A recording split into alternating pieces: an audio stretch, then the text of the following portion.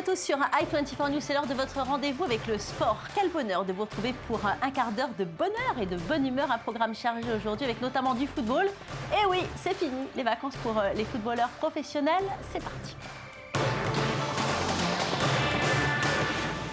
Et c'est donc la rentrée des classes pour les joueurs professionnels en France. Depuis que le Qatar est entré dans le capital du club, les Parisiens alimentent énormément le marché des transferts et manquent leur entrée en Ligue 1. C'est devenu un grand classique du mois d'août. Pour le PSG version Qatari, pour la 4e fois consécutive, les Parisiens n'ont pas remporté leur premier match de la saison. Cette fois-ci, c'était à Reims où les hommes de Laurent Blanc ont concédé le nul de partout. Le récit de Mathieu Topman. Entrée en matière pour le PSG. La Ligue 1, c'est reparti et le champion sortant entame la reconquête de son titre bien difficilement. Un match nul de partout sur le terrain du stade de Reims. C'est le score qui, à mon avis, ne reflète pas le match. Mais bon, ça arrive. L'année dernière, on avait commencé par un nul, mais il était beaucoup plus logique, le nul. Cette année, je trouve que voilà, le nul, c'est la moindre des choses pour Paris ce soir de ramener un point de ce déplacement à Reims. Laurent Blanc et ses poulains commencent pourtant le match de la meilleure des manières. 7e minute, Pastore élimine la défense d'une superbe passe et lance Ibrahimovic. Le buteur suédois ne manque pas l'occasion et ouvre son compteur. Le meilleur buteur 2014 lance sa saison sur les chapeaux de roue. Le match s'emballe, Verratti est parfaitement lancé dans la profondeur. Il décale Ibrahimovic pour le second but, mais non, c'est sur le poteau. Incroyable manqué du numéro 10. Une minute plus tard, le géant suédois est fauché dans la surface. Pénalty généreux pour les Parisiens. Zlatan tente de se faire justice lui-même, mais il bute sur un excellent Johnny Placide. Mais la machine s'enraye, a trop raté, le PSG s'expose au contre des Rémois. Ils ont frappé sur les poteaux, ils ont loupé un pénalty. Mais le mérite, vous savez, dans le football, ça n'existe pas. Et justement, le stade rémois saisit sa chance sur un coup franc excentré. Prince Onyangé profite de la passivité parisienne pour fusiller le gardien Sirigu. Sur ce coup-là, la défense parisienne est trop attentiste et se laisse complètement déborder. Toujours en première mi-temps, le stade de Reims part en contre. Deveau déboule côté droit. Il réussit le 1-2 avec Charbonnier avant de glisser la balle sur la gauche de Sirigu. Un véritable orage s'abat sur la Ligue 1. Les Rémois pensent pouvoir créer l'exploit. Après 20 minutes, on aurait dû mener 4-0. À la place, c'est devenu 2-1 pour eux. Et le jeu est devenu non pas difficile, mais on a eu la pression. Et la pression, Zlatan Ibrahimovic aime ça. Encore une fois parfaitement trouvé par Pastore. Il s'engouffre dans la surface, déborde, puis centre. La balle surprend le gardien adverse qui repousse dans son propre but. Cavani a de toute manière bien suivi l'action et se charge de conclure. Le but est finalement accordé à Zlatan, qui grâce à son doublé, sauve déjà le début de saison du Paris Saint-Germain. Et un autre prétendant au titre a perdu des points samedi soir, c'est Marseille qui se déplaçait à Bastia et ce sont les hommes de Claude Makélélé qui vont ouvrir le score. Regardez cet incroyable but signé Maboulou, une frappe lumineuse qui lobe Mandanda. Marseille réagit aussitôt sur un compte de Mendy. Gignac devance toute la défense et fusille le gardien de la tête. Mais les Phocéens ne s'arrêtent pas en si bon chemin au quart d'heure de jeu. Thauvin repique dans l'axe, sa frappe est contrée et finit sa course dans le but. Seconde mi-temps, les hommes de Marcelo Bielsa vont même inscrire un 3e but. Gignac marque un doublé sur pénalty. On pense alors que le plus dur est fait, mais c'est sans compter sur la persévérance des Bastiais. Talot réduit la marque sur pénalty. Le public bastiais recommence à y croire. Et le miracle finit par arriver. 73e minute de jeu. Maboulou parvient à percer la défense marseillaise. Il bat du plat du pied le gardien. Il devient le héros du peuple corse. Marseille et Bastia se séparent sur un score de parité 3-3. Alors, outre les faux pas de Paris et de Marseille, Lille a également concédé le match nul, 0-0 à domicile contre Metz. Belle opération pour Saint-Etienne qui s'impose 2-0 à Guingamp. Enfin, le premier leader de cette saison, c'est Caen, qui est allé chercher une belle victoire, 3-0 sur le terrain d'Évian.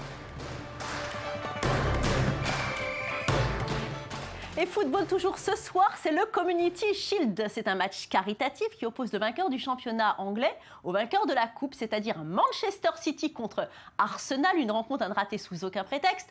On en reparle évidemment dès demain. D'ailleurs, Arsenal et Manchester, deux clubs où a évolué Samir Nasri. Et justement, le Marseillais a annoncé hier mettre un terme à sa carrière internationale à 27 ans. Cette décision survient alors que Nasri, je vous le rappelle, n'avait pas été sélectionné pour la Coupe du Monde au Brésil.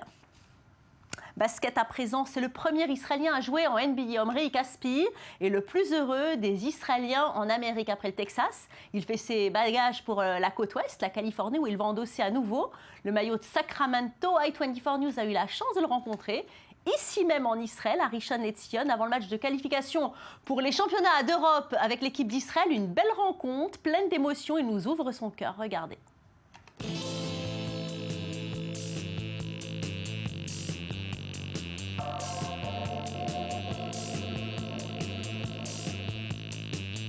Omri Caspi, bonjour. Quel plaisir de vous voir parmi nous ici en Israël. Normalement, il faut prendre l'avion pour venir vous voir aux États-Unis. Alors, comment allez-vous et que faites-vous ici? Je suis ici pour jouer avec l'équipe nationale d'Israël. On s'entraîne pour être prêt pour les matchs de qualification d'Eurobasket la semaine prochaine. On est tous super excités d'être là. Vous avez signé pour Sacramento. Vous connaissez bien Sacramento. Qu'est-ce que ça vous fait de revenir à vos anciennes amours? Exactement ça. J'ai l'impression de revenir à mon premier amour. Je n'ai que de bons souvenirs. C'est l'équipe qui m'a ouvert les portes de la NBA.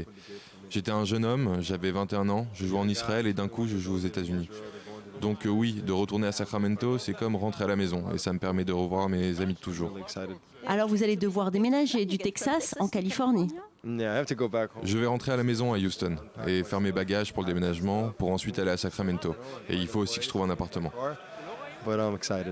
Omri, c'est votre 5e saison NBA. On peut dire que vous êtes un vétéran. Quelle est la différence entre votre première année et maintenant? Vous savez, quand j'ai déménagé en 2009, je n'avais même pas un compte en banque. Je ne savais pas à quoi m'attendre et comment me comporter en Ligue NBA. Évidemment, cette saison, c'est différent. Je sais maintenant à quoi m'attendre, de l'entraînement, de la saison dans son ensemble. Que ce soit les camps d'entraînement, la saison régulière et j'espère aussi cette année les playoffs.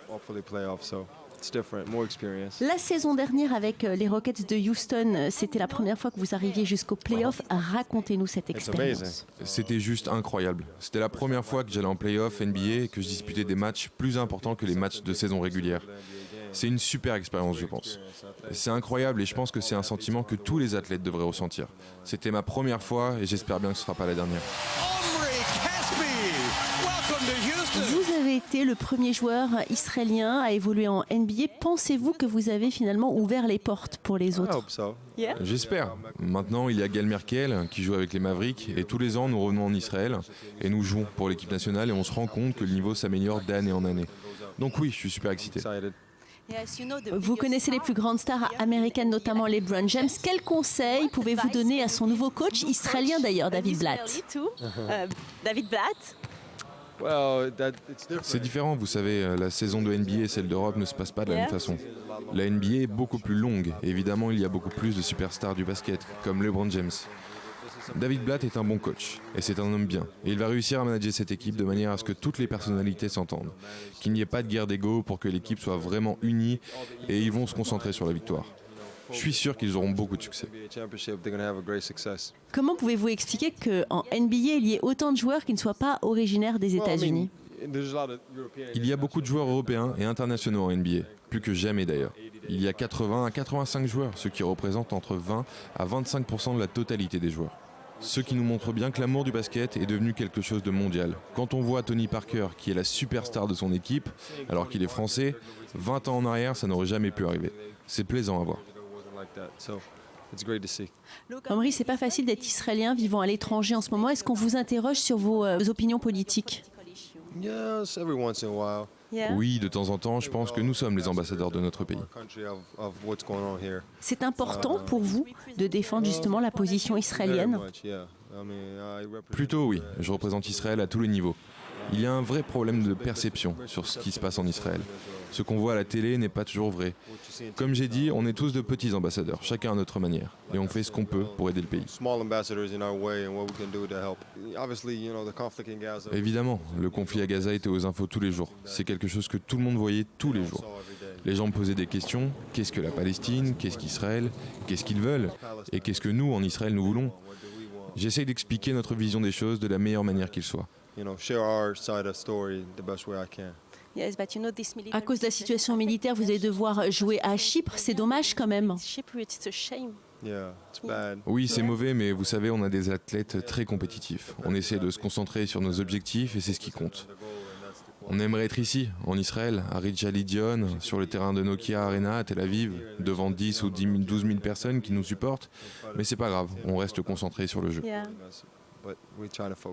Dans ce groupe, il y a bien sûr Israël, le Monténégro, les Pays-Bas et la Bulgarie. Pensez-vous qu'Israël a une chance?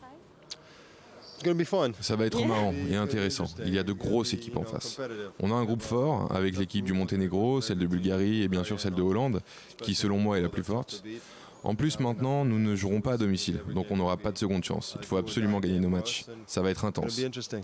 Une question un peu plus personnelle maintenant. Comment c'est pour un jeune homme comme vous de vivre seul, loin de chez vous? C'est dur parfois, vous savez. Il n'y a personne pour cuisiner pour moi et me préparer un beau repas de Shabbat. Mais vous savez, ça fait maintenant plus de 5 années, donc je m'y suis habitué. Ça me dérange plus trop. Mais où que vous soyez, vous avez le support de la communauté juive, Omri. Et du côté de votre mère, est-ce qu'elle espère vous marier avec une jeune femme américaine? Oh, ma mère souhaite que je me marie avec une femme juive. Omri, pensez-vous un jour revenir jouer en Israël? C'est une très bonne question. Mais pour le moment, je n'y pense pas. Je suis encore jeune et je veux juste profiter de jouer dans une ligue de renommée, comme la NBA. Omri, avez-vous un conseil à donner aux jeunes joueurs qui un jour rêvent de jouer eux aussi en NBA? La NBA est à un niveau très très élevé. Je leur dirais de travailler dur, de se donner un maximum, d'écouter et de respecter leur entraîneur. Il n'y a pas de limite si on se donne les moyens pour réussir. Je le pense vraiment.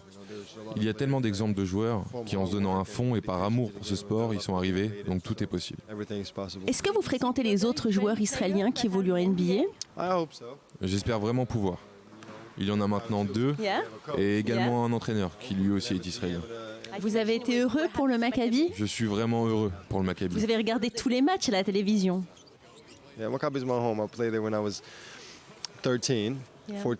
Maccabi, c'est un peu comme ma maison. J'y jouais à mes 13 ans et aussi à mes 14. J'ai vraiment fait mes premiers pas là-bas. Et ça m'a fait vraiment quelque chose de les voir victorieux.